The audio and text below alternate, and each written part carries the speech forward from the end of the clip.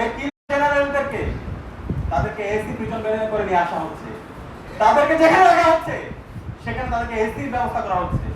এটা পুরো জাতির জন্য লজ্জা। জেনারেলদের এই অবস্থা আমরা দেখতে চাই না। আমরা তাদেরকে বাংলাদেশের যে কারাগার আছে সেই কারাগারে তারা থাকবে। বাংলাদেশের যে আইন আছে, আন্তর্জাতিক অপরাধ ট্রাইব্যুনাল যে আইন আছে সেই আইন অনুযায়ী তাদের বিচার হবে। বাংলাদেশের সেনাবাহিনী দেশের স্বাধীনতার সার্বভৌমত্বের অখণ্ডতার জন্য আমরা সবসময় বাংলাদেশ সেনাবাহিনীর প্রতি আমাদের ভালোবাসা আছে এবং আমরা বিশ্বাস করি সেনাবাহিনী স্বাধীনতার সার্বভৌমত্ব অখণ্ডতার জন্য সবসময় তার লড়াই সংগ্রাম জারি রাখবে। কিন্তু এই সেনাবাহিনীর মধ্যে যারা জেনারেল আছে তারা এই দেশের শত্রু, তারা এই জাতির শত্রু। তারা জুলাইয়ের আমাদের শহীদদের যে আকাঙ্ক্ষা সে আকাঙ্ক্ষা বাস্তবায়নের পথে তারা এই জাতির শত্রু। তাদেরকে বিচারের আওতায় নিয়ে আসতে হবে।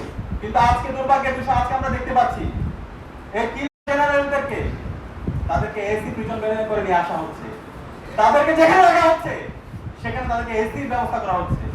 এটা পুরো জাতির জন্য লজ্জা। পরবর্তী আমরা এই ধরনের